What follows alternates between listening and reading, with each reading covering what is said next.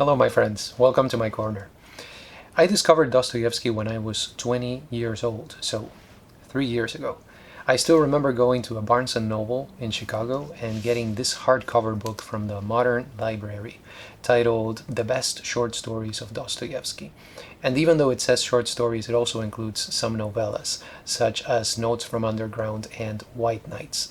But anyway, I really liked what I read here, so a few years after that I read Crime and Punishment and I was absolutely absorbed by it. The Idiot was a little bit more complicated for me. Then after that, I think it was that I read Demons or The Possessed, and I really liked that also. But I would say to this day, what I consider to be Dostoevsky's masterpiece, and this may be the consensus really, is The Brothers Karamazov. One summer, I think it was 2 or 3 years ago, I just went absolutely insane and I began to read all of his shorter works. So all of the novellas and short stories that I had not read, I took care of that during that summer, and it was an amazing summer. So basically right now what I'm missing by Dostoevsky is The Adolescent, which many people consider to be his worst novel. I'm not sure about that. I'm going to check it out one of these days. And also Insulted and Injured. And of course, I have not read the entirety of Dostoevsky's diary. So those would be the few works that I'm missing by him. So I have a very close relationship to this author. But the book that I wanted to explore with you today is The House of the Dead. No connection, of course, to the video game. So what can we say first about this book? I think the first thing that I would like to say about The House of the Dead is that this is an eccentric work, even if you consider it within the corpus of Dostoevsky. You're definitely going to find here some of the philosophical issues that are dear to this author, but I would say that there's nothing really quite like it. And the only work, it's a very short work, that comes even close to this one in Dostoevsky's work would be the short story The Peasant Mare. And actually, if you have the Pivier and Volokhonsky translation of The House of the Dead, which is under a different title, the title is Notes from a Dead House, it actually includes that short story, The Peasant Mare. So the one that I'm looking at is a different translation. It's the Penguin edition, and the translation was done by David McDuff. So I wanted to give you that little bit of context right there, just so you know which edition I am referring to. I think we should look at genre, because that is actually a very interesting aspect of this book. The House of the Dead has been marketed for many, many years as a novel, but actually I believe that creative nonfiction would probably be a better way to describe it and a more accurate label, if we are looking for labels in the first place. So as is well known, Dostoevsky spent 4 years of his life in a Siberian prison after he was accused of subversive activities. Now, the hero of The House of the Dead is a guy by the name of Alexander Petrovich Goryanchikov. He is a fictional character. He is a guy who has been imprisoned for murdering his wife. But I think obviously, and we could even say inevitably, Dostoevsky drew heavily from his own experience in order to present to us the life of a convict in a Siberian prison. But back to the issue of genre, right? Back to the label right there. I would say that The House of the Dead comes really close to what in Spanish we call the crónica. We don't really have a word to translate that directly into English, even though the word is very similar to the word chronicle. I think when you see something like crónica translated into English, usually they translate it just as creative nonfiction, which is a label that works really. But I like the word crónica or even chronicle in English because it includes that concept of chronos, right, of time. So time is really something that is closely connected to the type of narrative or the type of description, because it's not always narrative, that we have in works like this one. Regarding the contents or the plot, okay, we're going to explore this briefly. The House of the Dead is basically what I said before. It's a description of the life of a convict in a Siberian prison. So I believe that there is really no plot, and I would even go as far as to say that there is really no development. This novel or chronicle or chronica or whatever you want to call it prefigures the work of Alexander Solzhenitsyn, especially a little book like One Day in the Life of Ivan Denisovich. This is a book, by the way, that I'm going to be exploring at one point, hopefully soon. And an interesting thing about this is that One Day in the Life of Ivan Denisovich was published exactly 100 years after this book by Dostoevsky, The House of the Dead. So what do we find in the book, the narrative or the description? Basically, through the daily lives and the daily trials of Koryanchikov, we hear about hunger, we hear about sadistic guards, about escape attempts, and the kind of things that make up the life of convicts in a prison. We learn about the difference, the huge difference really, that social class makes once somebody is in this type of environment, and about the many ways in which these convicts try to make life more bearable for themselves under very, very difficult circumstances. For example, they put together a Christmas celebration, they act in a play, they even keep pets, those types of things, right? And there are many chapters, at least 3 of them within this book, that are devoted to that type of enclave within the prison system, that is the hospital ward. That is another thing that reminded me of the work of Alexander Solzhenitsyn. So that's why I wanted to make that connection, which I think is an obvious connection, but sometimes I like to state the obvious too. Looking at it in the context of Dostoevsky's work, I would say that The House of the Dead, just like The Village of Stepanchikovo, just like Insulted and Injured, and like that unfinished or incomplete text that is Nietochka Nieshvanova, this is the kind of book that will be probably most of the time, in most cases, for Dostoevsky completists. And I would definitely, by the way, describe myself as one of those. But at the same time, I think that of those works that I have just mentioned, The House of the Dead is probably the most important one that Dostoevsky wrote, the most relevant, if you will. I'm always very cautious when I use that word, but sometimes we just have to use it.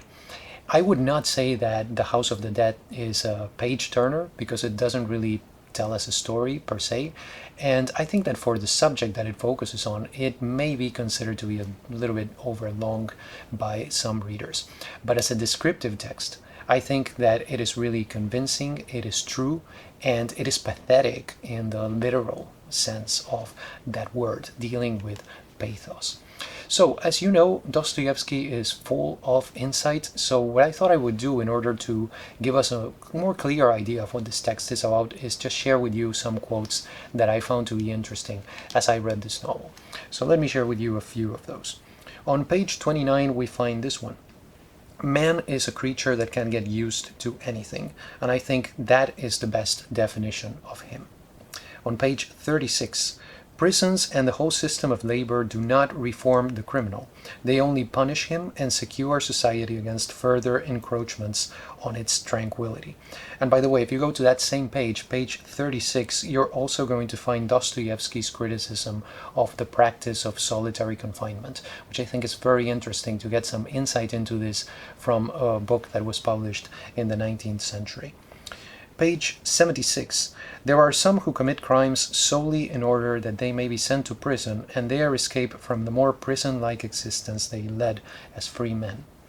On page 242.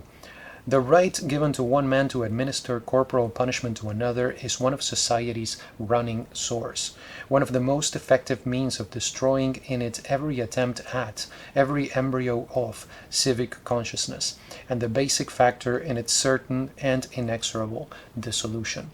And finally, on page 243, the qualities of the executioner are found in embryonic form in almost every modern person.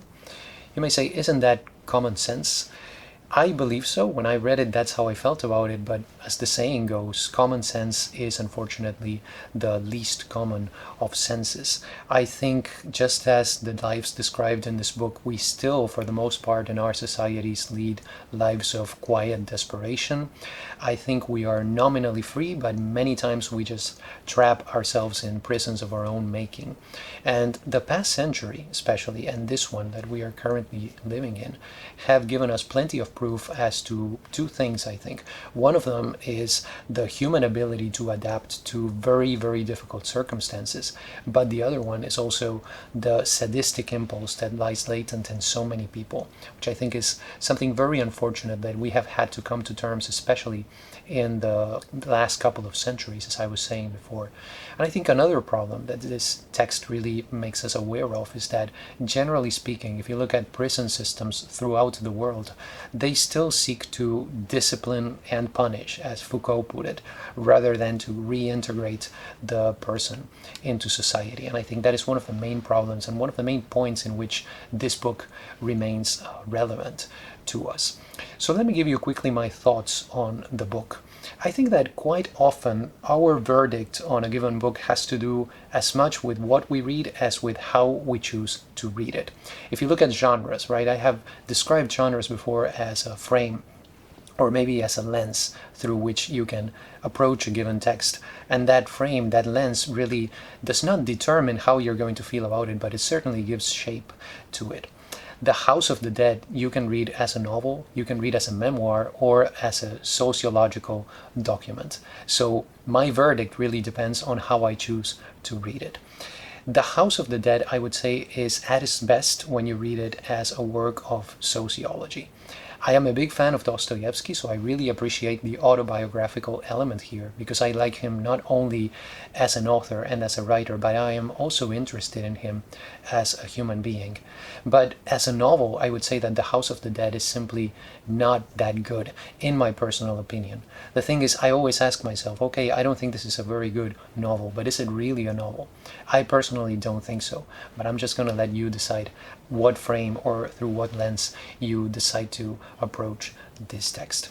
So, bottom line, I recommend The House of the Dead to fans of Dostoevsky and also to readers who have experienced maybe at least Crime and Punishment and a few of the short stories or the novellas.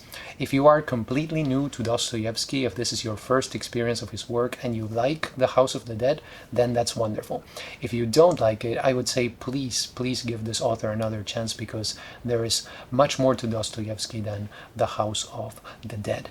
I think if you're looking for a place to start, the best place is still Crime and Punishment, or if you like an immense challenge that is immensely rewarding, I would say go directly for the Brothers Karamazov, because that is not going to disappoint you. My introduction to Dostoevsky, which came from this little book that I showed you before, was White Nights, and I am very happy about that, because it was really, for me personally, the best way that I could possibly have approached his work. But in any case, if you do decide to read The House of the Dead, please let me know what you think about it, because I am interested in other opinions about this eccentric and in its own way wonderful text by Dostoevsky. So, do you have any comments, questions, recommendations, recipes? Just let me know. Those were my 2 cents on The House of the Dead by Fyodor Dostoevsky. I hope you enjoyed this video. Thank you so much for stopping by, and have a wonderful day.